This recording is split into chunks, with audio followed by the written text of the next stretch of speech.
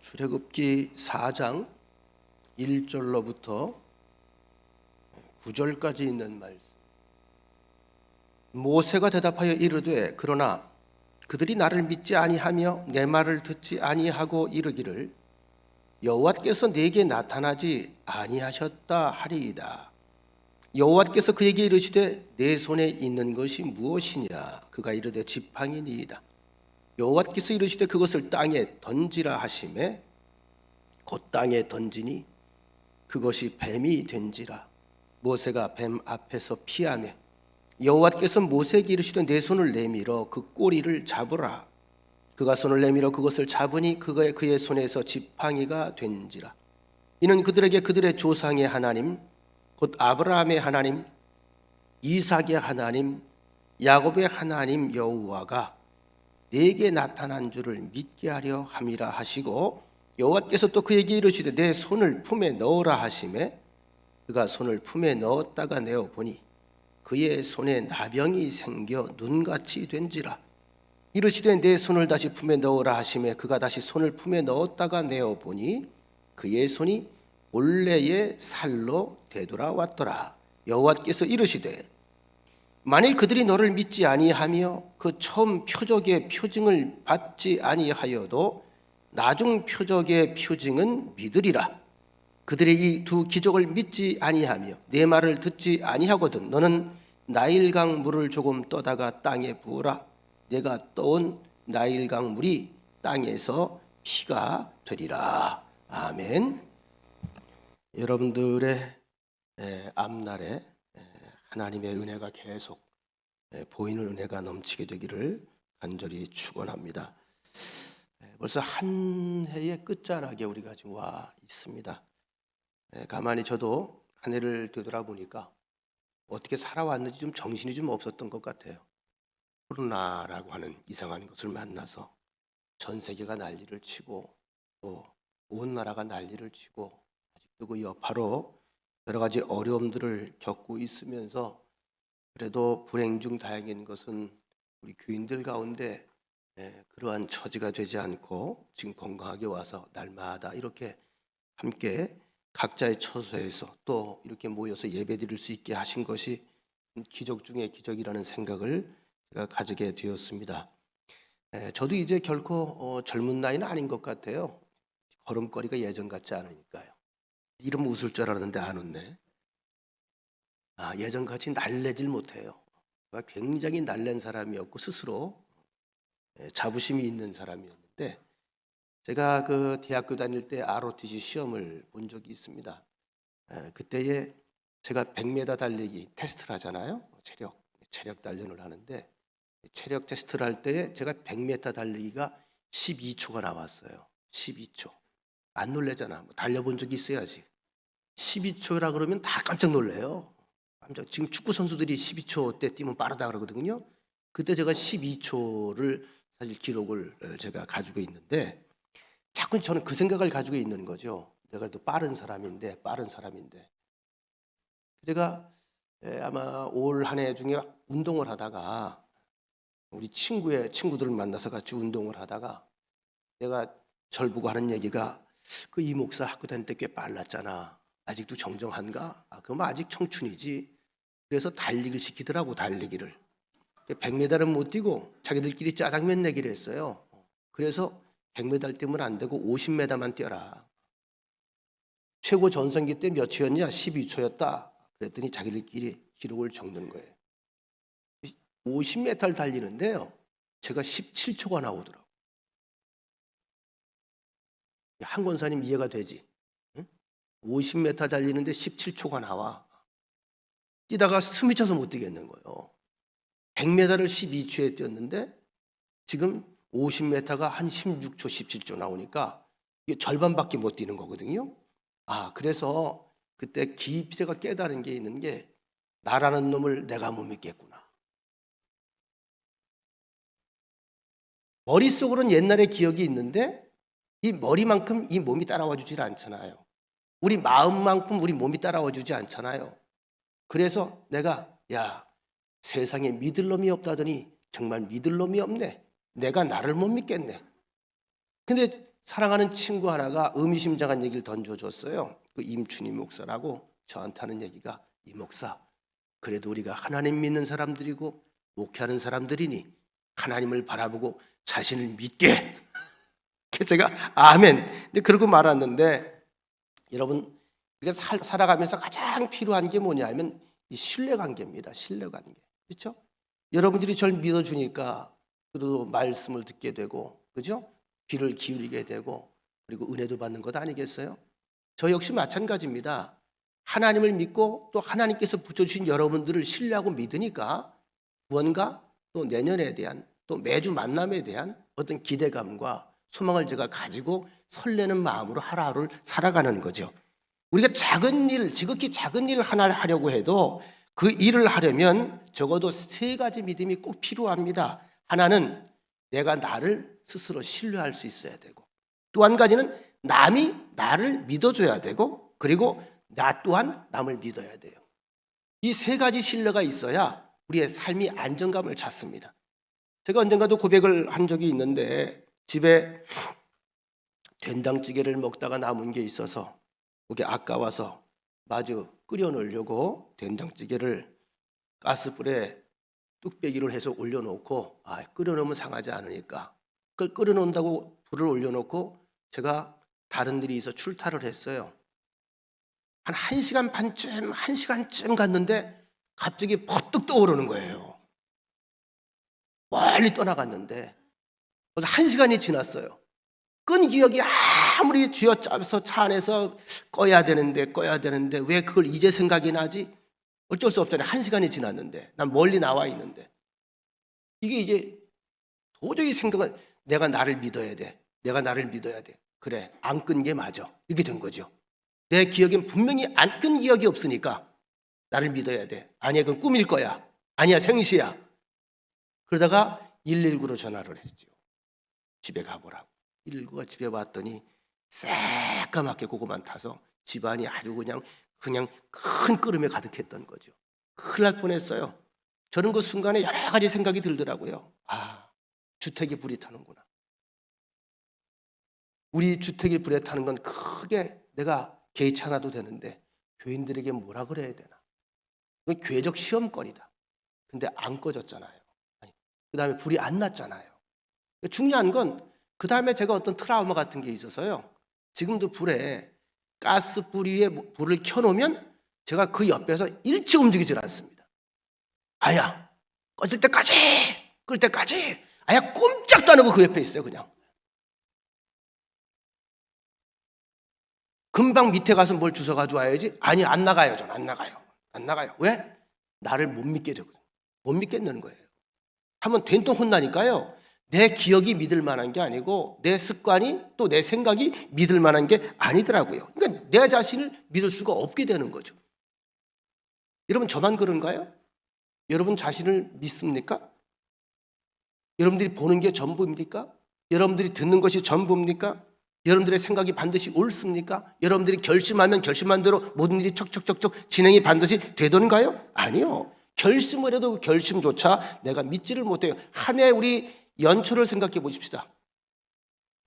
연초에 내가 올해는 이걸 이루어야지. 이렇게 살리라. 하루에 기도 생활을 1시간은 하리라. 매일 30분은 기도하리라. 철저하게 하나님인 사람으로 그렇게 말씀 안에 살아가리라. 어떻게 그 살아가리라. 근데 살아가셨습니까? 쉽지 않아요. 제가 이제 성경 공부를 우리 교회에서 시작을 한 지가 5주가 좀 넘었죠. 자꾸 이 얘기를 하게 되는데 굉장히 고민을 많이 했어요. 왜 고민을 많이 했냐 하면 이걸 시작을 하면 제가 월화수를 꼼짝을 못해요. 회의라든지 바깥에서 만나야 하는 대수사 큰 일들 전혀 움직이질 못합니다. 근데 꼭지점이 여기가 돼요. 꼭지점. 예를 들어서 뭐 예배를 드리거나 설교하는 것 같으면 내가 급하면 급한 대로 교육자를 또 다른 분을 세우든지 부목사를 세우든지 아니면 장로님들한테 부탁을 해도 되는데 이건 누가 대체할 수 있는 게 아니에요. 나만 할 수 있는 거거든요. 저만. 스스로 묶어놓는 거란 말이에요.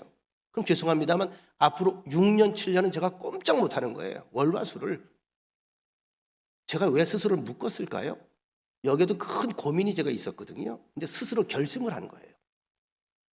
내가 목숨이 붙어 있는 한 이날은 주의 날이다. 내 스스로 묵꾸리라. 이제 성경 공부를 해본 친구들이 다 절 보고 이제 이수일 목사 만나긴 글렀다고 그래요. 왜? 자기들도 해보니까 묶였거든요. 그래서 안 한다는 거예요. 너무 힘들어서 아무것도 못 하겠다는 거죠. 근데 여러분, 바로 이런 거거든요. 나 스스로를 묶어놓을 수 있는 무언가 있을 때 사람은요, 어떻게? 그것을 따라갈 수밖에 없도록 스스로 묶어놔야 된다는 거죠. 여러분, 아주 쉬운 예로 사도 바울 같은 경우는 자기 몸에 가시가 있었다 고백을 했죠. 가시 때문에 너무나 고통스러워서 하나님 앞에 3번씩이나 이 가시를 좀 제하여 달라고 간청을 드립니다. 이것 때문에 하나님 불편합니다.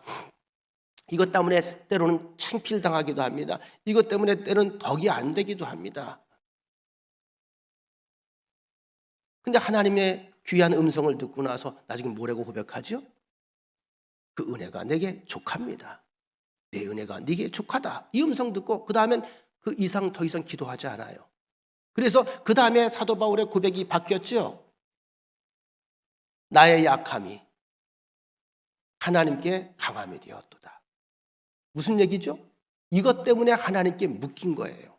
이것 때문에 기도하지 않을 수 없는 거예요. 이것 때문에 하나님을 부르지 않을 수가 없는 거예요. 이것 때문에 하나님을 떠날 수가 없는 거예요. 이것 때문에는 항상 나는 하나님 앞에 낮은 자가 될 수밖에 없는 거예요. 그런데 그렇게 살다 보니 하나님의 일이 내 눈앞에서 펼쳐지기 시작하더라는 걸 본 거죠. 그래서 사도 바울은 그 다음에 이런 고백을 하지요. 나는 하나님의 종 중의 종이다. 묶여있다는 이야기죠. 묶여있다. 오늘 본문의 맥락과 같은 이야기를 지금 드리려고 하는 겁니다. 자, 여러분, 우선 내가 나를 믿을 수 있어야 되고 믿어야 되는데, 그리고 또 다른 사람을 믿어야 되는데, 우리가 보통 버스를 타고 어디로 올라간다든지 아니면 기차를 타고 간다든지 아니면 비행기를 타고 간다든지, 여러분 비행기를 타면 그 조종사하고 안면이 있어요? 버스를 타면 그 버스 운전기사하고 어디 신뢰관계 속에 형성되어 있습니까? 없죠. 그럼 당장 우리 교회도 신방을 가면 우리 박 장로님이 주로 운전을 하는데, 박 장로님이 운전을 하면 난 뒤에서 자요. 제가 박 장로님을 믿을 수가 있을까요? 딴 생각을 하고 있는지, 뭔 생각을 하고 있는지, 뭔 생각을 하고 운전을 하는지, 지금 몸 상태가 어떤지 믿을 수가 있을까요? 근데 왜 자죠? 믿어야 되니까 자는 거예요.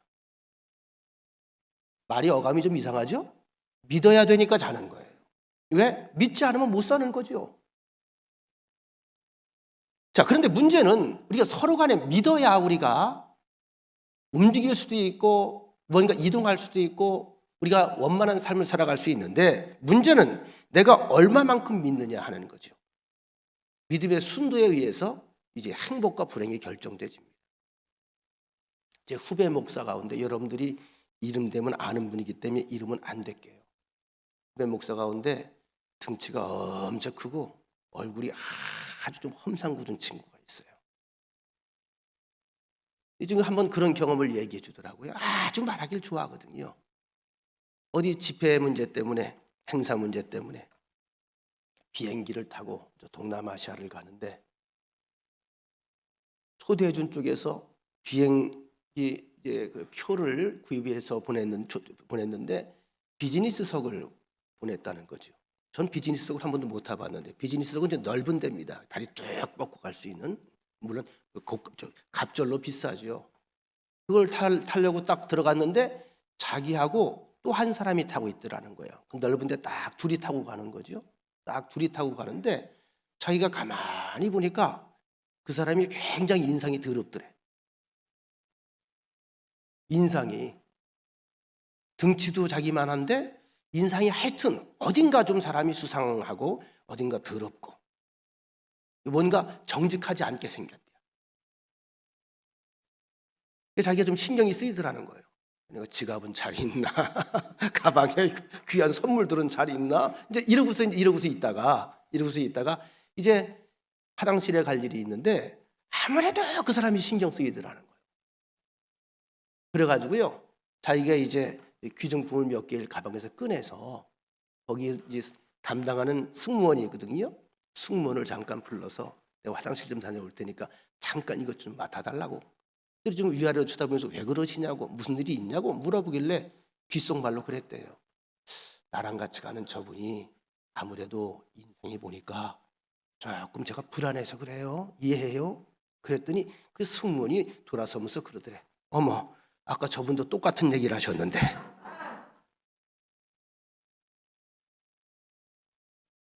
제가 그 얘기를 듣고 배꼽 잡고 웃었어요. 내가 남은 의심하는데 그 사람이 나를 의심하는 건 전혀 생각을 못하는 거예요. 저 사람이 험상궂게 생긴 건 봤는데 남들이 볼 때 내가 험상궂은 것은 전혀 생각을 안 해본 거예요. 이런 경우 우리도 종종 있어요. 항상 사람은 자기 중심적이기 때문에 내 입장에서 어쩌고저쩌고 그러는데 저 사람이 나에게 어쩌고저쩌고 하는 걸 꿈에도 생각을 못하는 거예요. 여러분, 오늘 아침에 이 출애굽이라고 하는 대역사를, 대서사시를 쓰는데 선봉했었던 지도자 모세 이야기를 통해서 함께 은혜를 받기를 원합니다. 여러분들이 이제 귀에 쏙쏙 들어오죠? 한번 쑥 우리가 같이 가는 거니까. 이제 앞으로 하면 내년에 이렇게 설교가 할 겁니다. 그럼 여러분들이 많이 듣던 얘기가 들릴 거예요. 그럼 뭐예요? 많이 들리니까 귀가 열리고 마음이 열리고 눈이 열리고 인생이 열리게 되거든요. 자, 하나님 앞에 선 모세의 모습입니다. 하나님의 부르심을 받고 하나님께 사명을 부여받는 모세. 모세는 한 번도 생각해 보지 않았던 고민이 그 앞에 생겼습니다. 일반적으로 우리가 지도력이라고 하면 리더십이라고 하는데 다른 사람들을 강력하게 강인한 힘으로 강력한 말펀치로 강력한 카리스마로 또 장수 같은 모습으로 나를 따르라 뭐 이렇게 해서 지도력이 발휘되는 것 같습니다만 그러나 가만히 우리가 세심하게 냉정하게 지나온 과거를 살펴보면 눈앞에서 큰 소리 치거나 강한 장수의 장군 같은 그런 모습으로만은 나라를 이끌 수도 없고 역사를 이끌어가는 지도자가 되지 못합니다. 특히 성경 속에 드러나는 지도자들은 한결같이 스스로 강한 사람들이 아니라 철저하게, 아주 철저하게 위로부터 하나님께로부터 부여되는 영적 권세에 의해서 그 지도력을 발휘했다는 것을 우리가 발견하게 됩니다. 다시 말하면 설령 처음에 굉장히 자기가 강한 사람이었어요. 호령할 줄 알고 자아도 강하고 결단력도 있고 목소리도 크고 그런데 그런 사람이었다 할지라도 하나님께서 그 인생에 개입을 하시면서부터는 어떻게 해요? 그대로 쓰시나요? 만들어 가시나요? 만들어 가셔요. 그래서 뺄 거 빼고 넣을 거 넣고 이렇게 해서 완전 새 사람으로 만들어서 하나님의 일에 동역하게 만드신다는 것. 여러분, 출애굽 시대에 당시에 최고의 문명을 자랑했던 애굽 시대 절대 권력가인 바로 왕은 그의 통치 밑에서 노예의 신분으로 전락했던 이스라엘 후손들이 노예로 그렇게 막노동을 중노동을 계속 시키면서 학대를 함에도 불구하고 자꾸 숫자가 늘어가고 자꾸 강해지고 국가적으로 위기의식을 느낍니다. 그래서 결국은 산파들에게 아이를 낳으면 아이를 받는 산파들에게 남자아이가 나오면 바로 그 자리에서 즉시 빼면서 죽여라. 아주 끔찍한 명령을 내려요. 바로 이 와중에 태어난 사람이 모세입니다. 잘 아시는 내용이죠. 석 달을 숨겨서 키우다가 어떻게 부모가 자식을 죽일 수 있습니까? 집으로 만든 갈대상자를 만들어서 나일강에 띄워놔요. 그리고 이것이 바로 왕의 딸, 말하자면 공주의 눈에 띄입니다. 그리고 바로의 궁중에 영입이 됩니다. 입양이 되는 거죠. 입양이 돼서 거기에서 왕자들 틈에서 똑같이 왕자의 대우를 받으면서 왕자의 교육을 받으면서 그렇게 아주 철저하게 엘리트 코스를 받는 엘리트 이제 가문으로 그가 들어가게 됩니다. 잘 아시는 것처럼 그러던 중에 나이 40세에 자기 동족들에 대한 그 애환, 속상함 이런 것들이 속에 열정으로 표출이 되면서 애굽 사람을 때려 죽이고 어느 날 갑자기 살인자가 돼서 사실은 지명수배범이 된 거죠. 그래서 쫓겨간 곳이 바로 미디안이라는 광야입니다. 거기에서 보낸 세월이 40년, 나이가 80이 됐습니다. 자, 이 정도 세월이라면 이 정도 삶이라면 모세가 그동안 가졌던 자존심, 학대당하는 동족들에 대한 책임감, 자, 이런 것들이 더 이상 생길까요? 없을까요? 없어요. 이 처지에, 이 나이에, 이 노인네가 이 몸으로 모세가 그랬을 것 같아요. 나도 한때는 12초였는데 지금 돼요 이게? 생각하면 안 되는 나이죠. 이 처지에, 내 처지에 내가 누구를 구해? 내가 누구를 건져? 내가 누구를 도와? 내 코가 석자야 지금. 아, 이게 인생인가 보다. 오늘 우리가 예배를 드리면서 교동문 시편 90편을 읽었죠? 모세의 사실은 고백입니다. 모세의 고백. 인생 허무함, 인생 무상하다. 하나님 없는 인생, 다 흙으로 돌아가는 게 우리 인생이다. 아마 이게 미디안 광야에서 진 것 같아요. 야, 이러다가 꺼져가는 이게 인생이지. 그러니까 철저한 절망과 자포자기. 아, 이러다가 부르면 가는 게 인생인가 보다. 뭐 거기서 그가 배운 뭐 어학을 써먹을 거예요. 아니면 뭐 정치학을 써먹을 거예요. 거기에서 그가 배운 무슨 말하자면 뭐 무술을 써먹을 겁니까? 아무것도 그동안에 40년 동안 엘트 교육을 다 받았지만 써먹을 데가 없는 거예요. 가끔 옛날을 회고하면서 노래도 불렀을 것이고, 제가 볼 때 상상을 해보는 거예요. 가끔 웅장한 연설을 백성들 앞에서 하는 것처럼 그것도 훈련받았으니까 웅변을 했을 것이고, 물론 청중들이 있었죠. 누구? 양떼들. 이 땅을 구원하겠습니다. 그럼 저도 어메 이렇게 나오는 거죠. 그렇게 40년 살았다는 거죠. 무슨 속에 꿈이 있으며, 무슨 계획이 있으며, 무슨 희망이 있으며, 무슨 가슴에 두근거림이 있었겠습니까? 그런데 누구라도 그럴 것인데, 성경의 이야기, 다시 말하면 하나님께서 일하시는 이야기는 오늘 본문에 우리가 확인할 이 시점에서부터 이야기를 하나님이 써가려고 그러는 거란 말이죠. 이게 이제 경이로운 거예요. 이게 신비로운 겁니다. 올 한 해에 여러분들이 끝자락에 서서 여러분들에 대해서 어떻게 괜찮았다고 생각이 됩니까? 아유, 내가 그렇지 뭐. 또 이런 마음이 듭니까? 또 오늘 힘을 내십시오. 바로 이 시점에서, 이 자리에서 하나님께서 여러분 앞에서 여러분에게 새 계획을 이야기하는 거예요. 나와 함께 가자. 그동안 네가 애썼냐? 아니다. 경험했지? 이제 나와 함께 가자. 내가 새로운 길을 열어가마. 중요한 것은 그의 인생에 하나님의 본격적인 개입이 시작되었다는 것이고, 모세는 하나님의 섭리에 자신의 앞을 전혀 알 수가 없잖아요. 보이지가 않잖아요. 근데 보이지 않는 미래, 그 미래에 대해서 어떻게 해요? 이제 하나님께 내맡기기 시작하는 거예요. 이게 중요한 겁니다. 그 하나님께서 요구하시는 건 단 하나입니다. 나한테 맡겨라. 나한테 기대라. 전적으로 순응해라. 전적으로 순종해라. 내가 하라는 대로 해보자. 이거거든요. 나이 80세, 살인자로 수배된 지 40년간의 은둔 생활. 이제는 모세를 누가 봐도 알아볼 수 없을 정도로 늙었고요. 초췌해졌어요. 옛날에 그 젊었을 때 나던 얼굴에 그 발광체는 하나도 없어요. 꿈도 없는 사람, 좌절한 사람, 인생으로서 이미 끝만 기다리고 있는 것 같은 사람을 하나님께서 부르십니다. 모세야, 모세야. 그리고 처음 주신 말씀이 이거죠. 내가 선 그곳은 거룩한 땅이니 신을 벗으라. 여러분, 이 신을 벗으라고 하는 말, 이 신을 벗는다고 하는 것은요, 옛날 이스라엘 사람들에게는 아주 특별한 의미가 있는 이야기입니다. 노예는 사람이 아니라 짐승 취급을 받았다고 그랬죠. 말하는 짐승. 노예에게는 없는 게 두 가지가 있어요. 그럼 짐승에게 없는 게 두 가지가 있어요. 짐승에게 신발 없어요. 아, 요즘엔 있어요. 애완용, 그죠?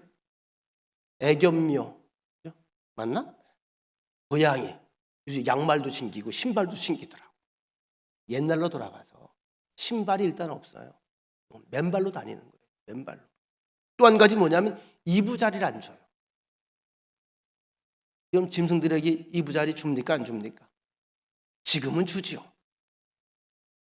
옛날에는 안 줬어요.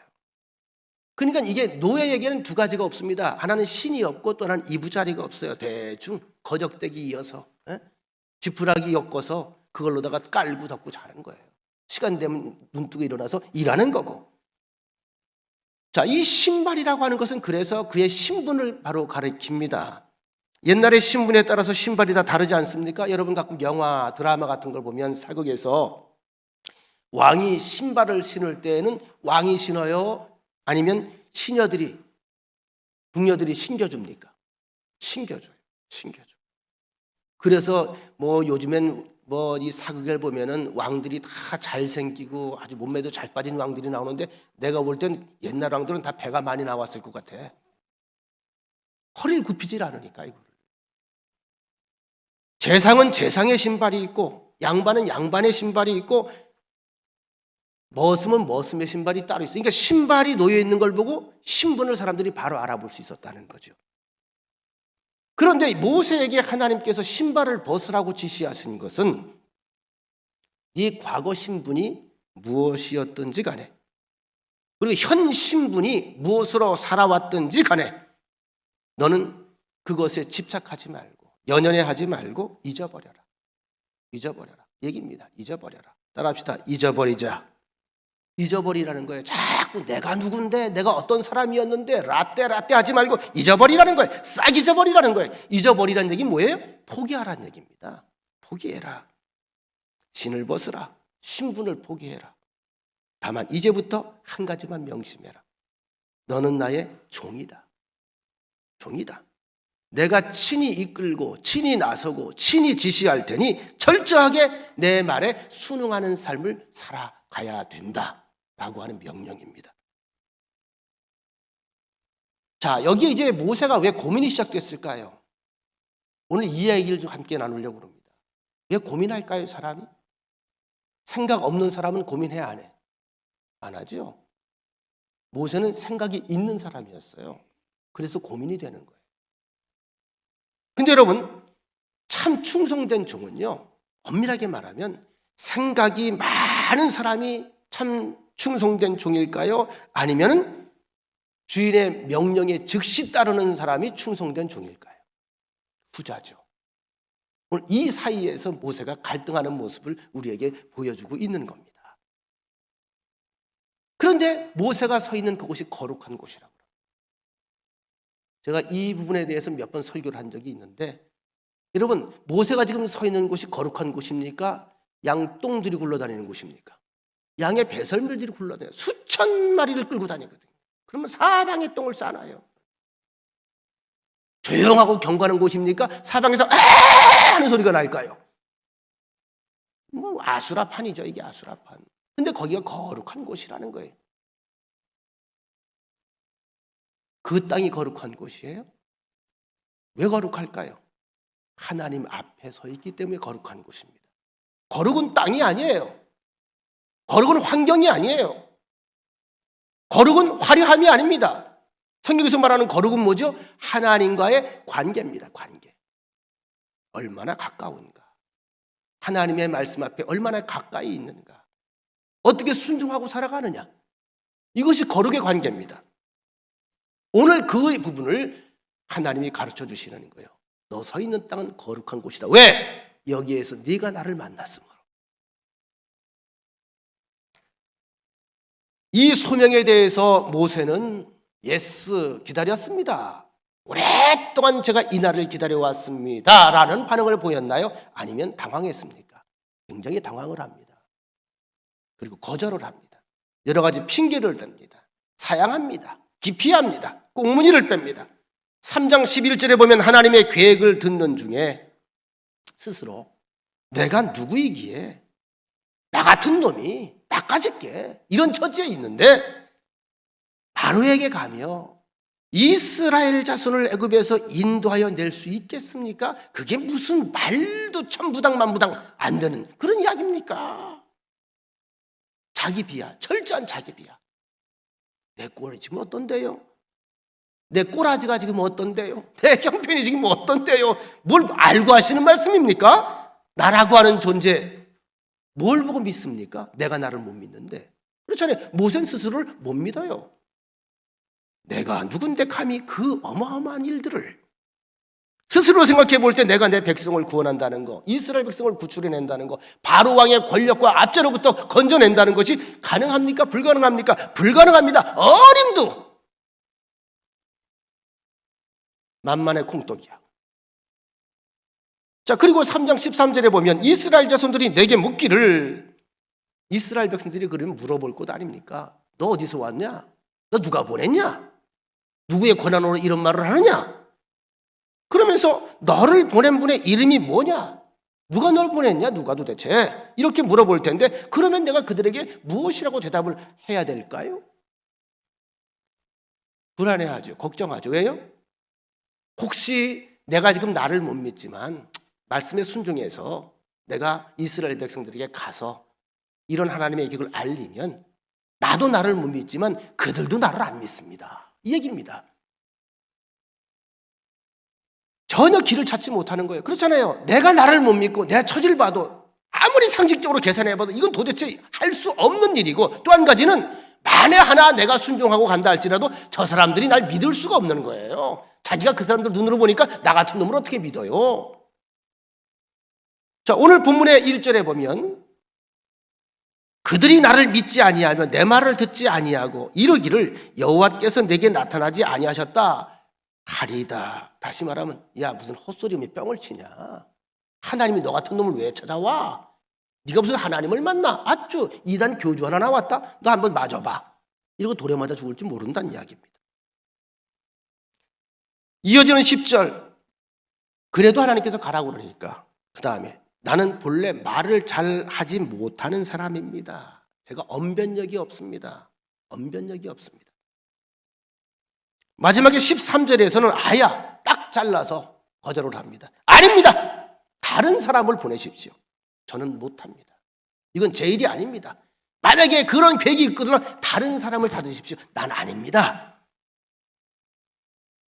지금 하나님 앞에 선 모세는 아주 큰 고민에 빠졌습니다. 이 고민의 내용은 물질이 아닙니다. 명예도 아닙니다. 권세도 아닙니다. 자기 나름대로의 어떤 삶을 추구하고자 하는 그런 것도 아닙니다. 그의 고민은 지금 딱 하나예요. 무엇 때문에 고민할까요? 믿음이에요, 믿음. 믿음이 없는 거예요. 아닌가요? 믿어지지 않는 거예요. 지금 이 현실도 안 믿어지고 또 한 가지는 나라는 사람에 대해서 믿음이 일단 다 무너져 버렸어요. 과거에 이렇게 살리라고 생각을 해봤어요, 본인이? 40년 전에? 이런 삶을 꿈이라 꿨을까요? 자기 스스로의 삶을 못 믿는 거예요. 또 한 가지, 내가 나간다고 해도 누가 날 믿어주지 않을 것입니다. 그러니까 그들도 날 못 믿고 나도 그들을 못 믿고 내가 내 자신을 못 믿는데 믿음이 안 생기는데 내가 어떻게 일을 할 수 있겠느냐 이겁니다. 그러니까 가장 이 불신의 근본적인 원인이 모세는 자기 자신의 문제예요. 자기 자신. 그가 하나님과 대화하는 것을 자세히 들어보면 모세가 꼭 해야 될 말을 하나 빠뜨렸습니다. 자기에겐 깊은 고민이 있었거든요. 40년 전에 사람을 죽였잖아요. 사람을 죽인 건 분명히 죄잖아요. 지금 숨어 살고 있잖아요. 자신의 깊은 이 내면에 있는 고민, 비밀을 털어놓을 데가 없습니다. 하나님이 다 알고 계시리라 믿어서 그런 건지 모르겠으나 어쨌든 솔직하게 터놓지 못하는 말이 있습니다. 하나님, 제가 애굽으로 갈 수 없는 이유가 있습니다. 애굽에서는 내가 배신자입니다. 왕의 후예로 제가 키워졌습니다. 양육됐습니다. 그런데 바로 왕 앞에 갈 수가 없습니다. 왜요? 나는 애굽 사람을 죽였기 때문에 그들이 볼 때 나는 배신자입니다. 살인자입니다. 그래서 난 그 나라 다시 갈 수가 없습니다. 그래서 오늘 이꼴로 숨어 살고 있습니다. 이 말을 했어야 되거든요. 안 하잖아요. 자, 40년 동안 미디안 광야에서 쫓겨나 숨어 살았는데, 하필이면 이런 사람을 불러서 애굽으로 돌아가라, 바로 왕을 만나라, 내 민족을 건져내어라. 모세가 선뜻 예스 할 수 없죠. 이미 지금 그는 꿈도 없습니다. 삶의 의욕도 별로 없어요. 하루하루 그냥 살아가는 거예요. 실수와 혈기와 낭만과 시리가 완전히 이제 몸에 체질화가 됐어요. 여러분, 사람이 그렇잖아요. 눈을 뜰 때마다 오늘 무슨 일이 벌어질까? 얼마나 내가 앞으로 진보할 수 있을까? 라고 생각하며 살아가는 사람과 눈을 탁 뜨면서 아침에 또 해가 떴냐? 또 밭에 일 나가야 되냐? 아유, 팔자야. 지금 모세는 전장가 후장가? 후자예요. 하루하루 그냥 살아가는 게 아니라 살아내는 거예요. 살아내는 인생이. 여러분, 그런데 그러니까 여기에서 가장 중요한 포인트가 나와요. 모세의 80년을 자기가 되돌아보면서 사실은 모든 걸 다 놔버린 겁니다. 포기하고 자포자기하고 절망하고 그리고 다 잃어버린 80년인 줄 알았어요. 이제부터 중요한 말씀이 던져집니다. 오늘 하나님께서 모세에게 들려주고자 하는 메시지는 뭐냐? 왜? 네가 볼 때 과거의 40년, 과거의 80년 다 헛산 것 같지? 네 실수로 다 무너진 것 같지? 네가 한번 잘못 판단해가지고 오늘 이 지경이 된 것 같지? 다 후회할 일만 남은 것 같지? 야, 그런 게 아니야. 네가 태어날 때부터 내가 개입을 했어. 애굽에서 40년, 광야에서 40년, 이 40년 동안 한 번도 내가 너를 떠난 적이 없어. 바로 이 80년이 합력하여서 나머지 40년의 대역사를 써가게 될 것이다. 이것이 모세를 향한 하나님의 메시지입니다. 메시지. 갈대 상자에 담겨서 갓난아이로 나일 강변을 떠내려간다. 그런데 그때 마침 바로의 공주가 와서 그를 건진다. 이게 우연한 일입니까? 40년 동안 그 안에서 철저하게 엘리트 교육을 받았다. 애굽의 습성, 바로의 습성, 정치 방향, 외교 방향 다 배운 거예요. 그리고 나서 미디안 광야 40년 동안, 여러분 아시는 것처럼 후에 이스라엘을 데리고 출애굽할 때에 모세가 이 미디안 광야를 향해서 나갑니다. 여러분 어때요? 모세가 그 땅에 대해서 모를 것 같아? 훤할 것 같아? 훤한 거예요. 철저하게 하나님이 그를 훈련시키면서 답사를 시켜 놓으신 겁니다. 자, 이게 버려진 과거입니까? 아니죠. 호렙산에서 하나님을 만난 순간, 만나기 이전엔 그는 버림받은 인생이고 포기할 수밖에 없는 인생이었고 좌절한 인생이었습니다만, 호렙산에서 하나님을 만난 순간 하나님의 깊은 섭리와 뜻을 정말로 그가 깨닫는 순간부터는 지난날의 80년의 세월이 결코 버려진 과거가 아니라는 것을 모세가 깨닫는 겁니다.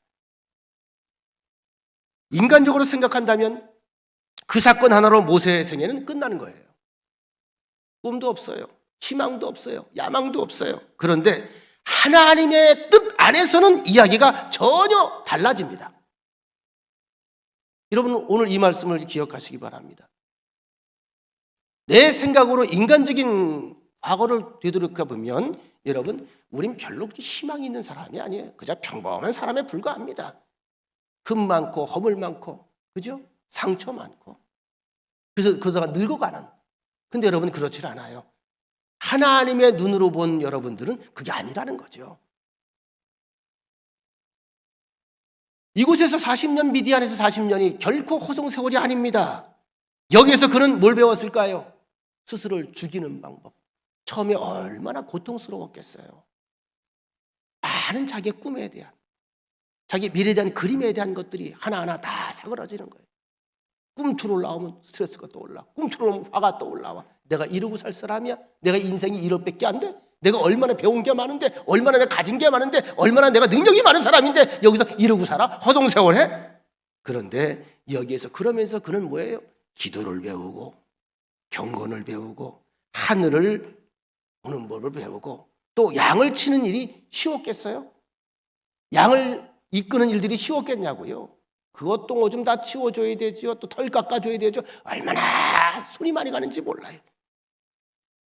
하나님의 눈을 통해서 이 모세를 보니까 그를 참 사람의 목자로 만들기 위해서 40년 동안 훈련 코스로 지금 하나님께서 그를 끌고 오신 것입니다.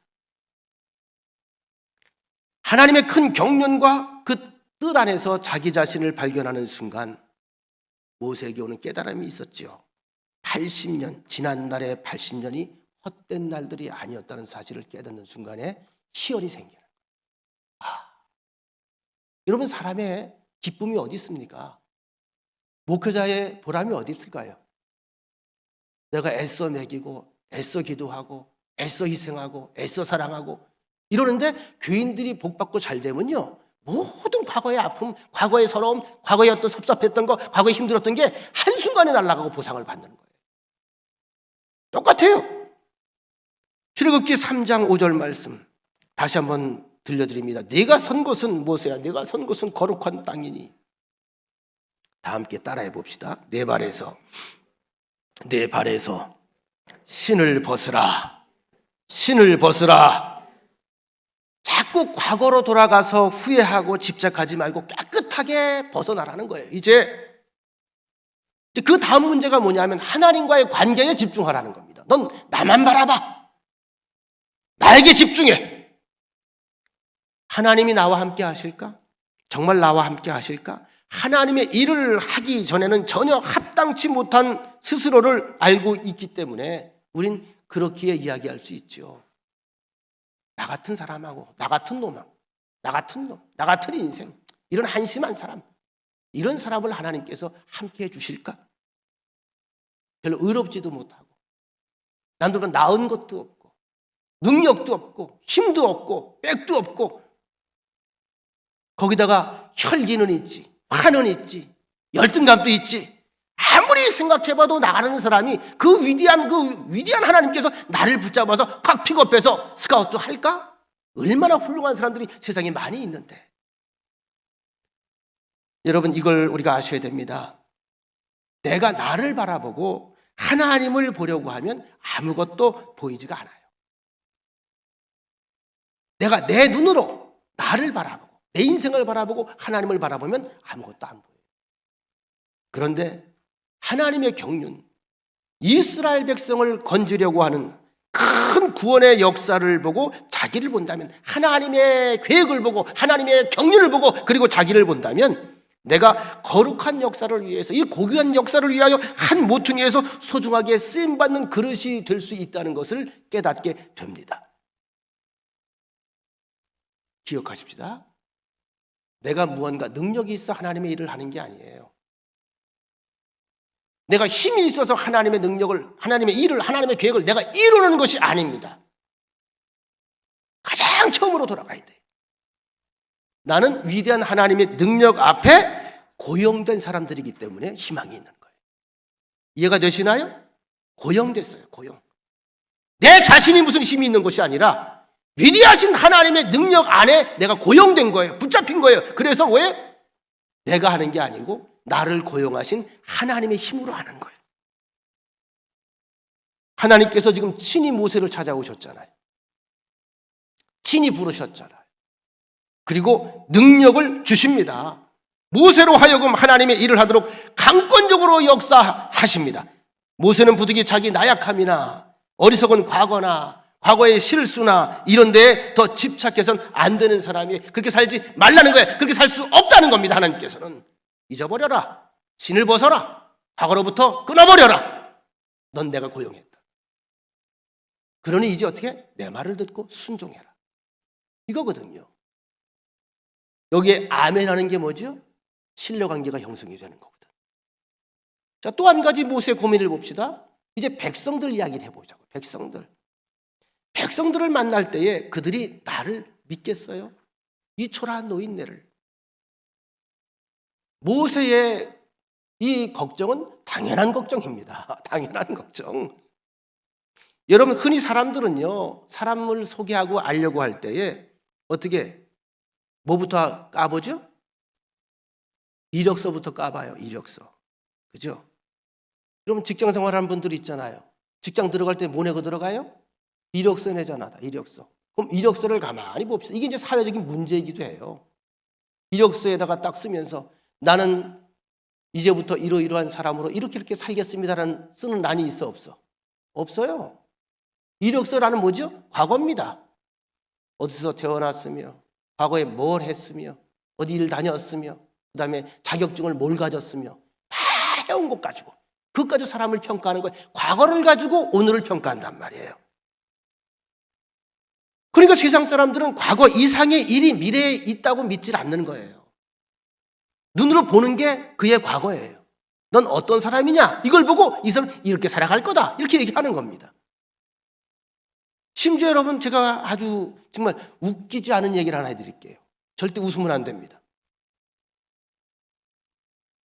요즘 목회자들을 이제 교회에서 청빙할 때에, 목사님들을 청빙할 때에 어느 교회는요, 그 신학교에 가서 그 목사님 성적표를 떼본대요. 성적표. 거봐, 여러분 안 웃잖아. 왜? 성적표를 봐서 성적이 좋으면 모셔가고 성적이 안 좋으면 안 모셔간다는 거예요. 제가 그 이야기를 전해 듣고요, 우리 신학교에 전화해서 내 성적표 절대로 떼주지 말라고 그랬어요. 과거에 공부 못했으니까 이 사람은 목회도 못할 것이다. 과거에 실수했으니까 앞으로도 실수할 것이다. 정말 그런가요? 오직하면 이런 사회를 비판하기 위해서 만들어진 영화가 과거에 청춘 영화 중에 나왔죠. 행복은 성적순이 아니잖아요.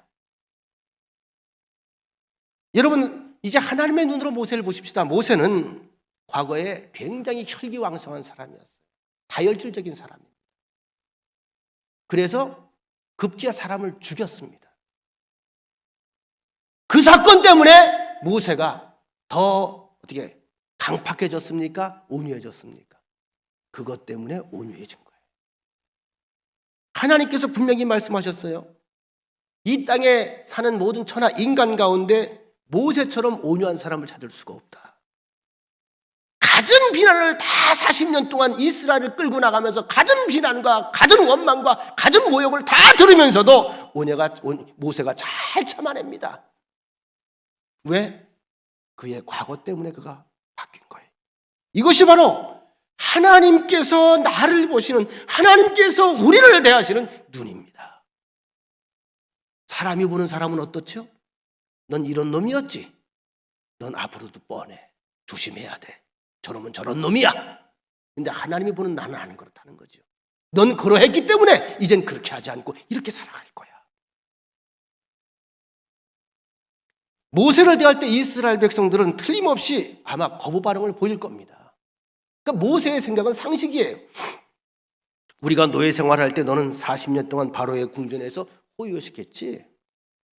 내 놈 따위가 무슨 애국심을 알겠어? 내 놈이 무슨 우리의 이 아픔을 알겠어? 이 서러움을 알겠어? 이 상처를 알겠어?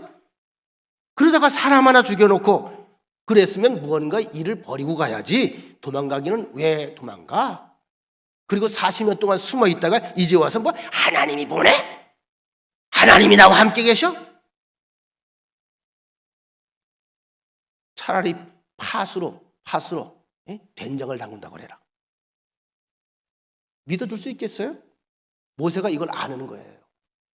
믿을 수 없는 거다, 이거는. 지금 하나님께서 말씀하시는 것은 나의 능력도 아니고 나의 이력도 아니고 나의 경력도 아니고 나의 과거도 아닙니다. 다만 하나님께서 우리에게 오늘 이 시간에 요구하고 모세에게 요구하는 건 딱 하나밖에 없어요. 따라합시다. 내가 너와 함께 한다. 이것만은 믿으라는 거예요. 딱 하나예요. 지금 내가 너와 함께 한다. 네 과거 잊어버려. 과거에 대한 상처 다 놔버려. 이거 하나만 기억해. 내가 너와 함께 한다. 그리고 이 내가 너와 함께 한다고 하는 이 사실만을 백성들로 믿게 해라. 자, 백성들에게 요구하는 게 뭐라고요?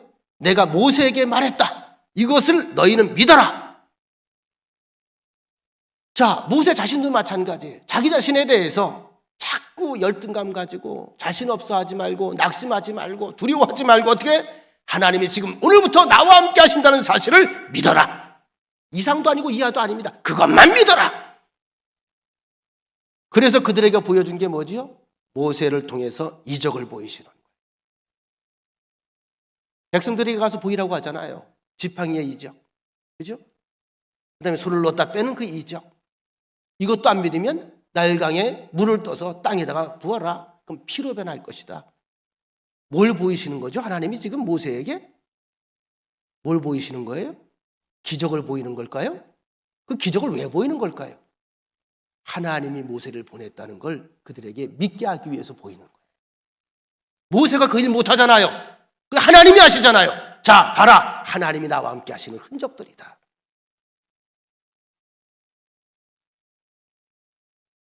여러분 기억하십시다. 하나님께서 오늘 이후에도 우리에게 항상 수많은 기적을 통해서 내가 하나님의 사람 되는 것을 보이길 원합니다. 중요한 건 나라고 하는 사람의 그릇이에요. 주여, 나는 무력하지만, 나는 연약하지만 주여 보이시옵소서. 제가 그리하겠습니다. 그 길을 걷겠습니다. 할렐루야. 어느 교회 학교에서 일어난 일입니다. 주일학교 교회학교 교사 한 사람이 책을 좋아하는데 종교서적을 읽다가 자유주의자들이 써놓은 좋지 않은 책을 이제 접하게 됩니다. 자유주의자들이 쓴 책은 대개 보면 성경 속에 있는 기적은 다 빼요. 다. 이건 다 설하다. 다 빼버려요. 과학적으로 설명을 자꾸 하는 거예요. 이제 교회학교 아이들에게 설교를 해야 되는데 이제 그 지식을 가지고 있으니 무슨 설교를 했냐 하면 이스라엘 백성들이 모세를 통해서 홍해를 건너갔다. 이 부분에 대한 서적을 쫙 살펴본 거예요. 홍해라고 하는 말 자체가 갈대숲이라는 그런 말이다. 그래서 이거는 기적이 아니고 그 물이 바다가 빠져서 우리나라도 바다 물 빠지는 데 있죠. 빠져서 거길 그냥 걸어간 거고 그 당시에 물은 종아리 밑으로 발목까지밖에 안 찼다. 이건 기적이 아니다. 여러분 잘못 아는 거다. 이제 정확하게 선생님이 가르쳐 주는 거다. 그런 기적은 거짓말이다. 이렇게 가르친 거예요. 우리 교회 선생님들은 그런 분들 없지? 그랬더니 그 얘기를 딱 듣고 있다가 그래도 기독교 가정에서 자란 한 초등학교 3학년 아이가 박수를 치며 소리를 질렀다는 거예요. 뭐라고요? 우와 기적이다! 선생님이 얘기하는 거죠. 기적이 아니라니까 왜 기적이라 그러지 너는? 잘못 배웠네? 아니에요. 기적이에요. 그런데 애굽의 병거하고 애굽 사람들은 어떻게 다 빠져 죽죠? 그런 데서 빠져 죽었으면 기적이잖아요. 선생님이 할 말이 있을까 없을까? 할 말이 없는 거예요. 여러분 성경을 믿으려면 정말 우리가 똑부러지게 믿어야 됩니다. 전부를 믿어야 됩니다. 성경에서 이적만 빼면 뭐가 나와요? 성경에 앞가죽하고 뒷가죽밖에 안 남아. 창세기와 계시록 가죽밖에 안 남아. 모세의 생애에서 기적을 빼면 모세에게 남은 게 뭐가 있습니까? 잘 아시잖아요. 우리가 출애굽기, 레위기, 민수기, 신명기까지 기적 속에 살아간 민족 아닙니까? 기적 속에 40년 아닙니까? 기적 속에 사막생활 아닙니까? 우리가 인간적으로 너무 생각을 해서 이것을 이렇게 저것을 저렇게 굴려 생각을 하고 자꾸 무언가 빠져나갈 구멍을 생각을 하면 이건 믿음이 아니에요. 다시 말씀드립니다만 아브라함이 그렇게 했잖아요. 75세에 아들을 낳는다 그랬는데 25년까지 아들이 안 나오니까 10년 만에 참다 10년 만에 86세에 하나 뿅 하고 내놓잖아. 그게 누구야? 이스마엘이잖아요.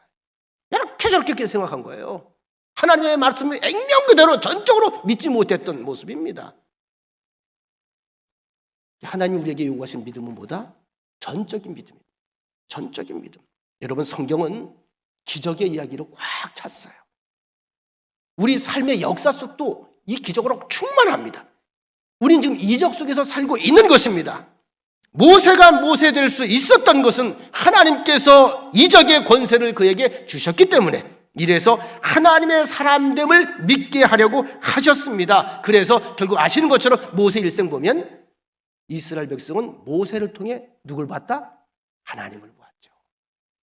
하나님이 함께하는 사람, 하나님이 함께하는 민족, 하나님이 함께하는 백성, 하나님께서 택한 백성, 이걸 모세의 기적을 통해서 자꾸 확인을 하는 거예요. 하나님이 함께 하시면서 하시는 모든 역사에 우리는 깜짝깜짝 놀랄 수밖에 없습니다. 그런데 그 하나님이 우리에게 요구하시는 것은 딱 하나입니다. 순종입니다. 전적인 순종. 말씀 마칩니다. 민수기 20장에 나오는 이야기입니다. 모세는 가데스 바네아에서 불평하는 백성들에게 물을 내어서 먹일 때에 반석을 칩니다. 반석을 칩니다. 백성들이 하도 그를 원망하니까, 그 입에 원망을 달고 사니까, 불평을 달고 사니까, 좀 제가 부탁하건대, 권고하건대 자꾸 투덜거리지 마세요. 교회에 대해서. 하나님에게 자꾸 투덜거리지 마세요.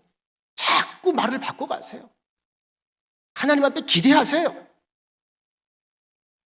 하도 원망을 하니까 그 온유했던, 온유의 대명사였던 모세가 어느 날 우럭 하고 뭐가 올라온 거예요.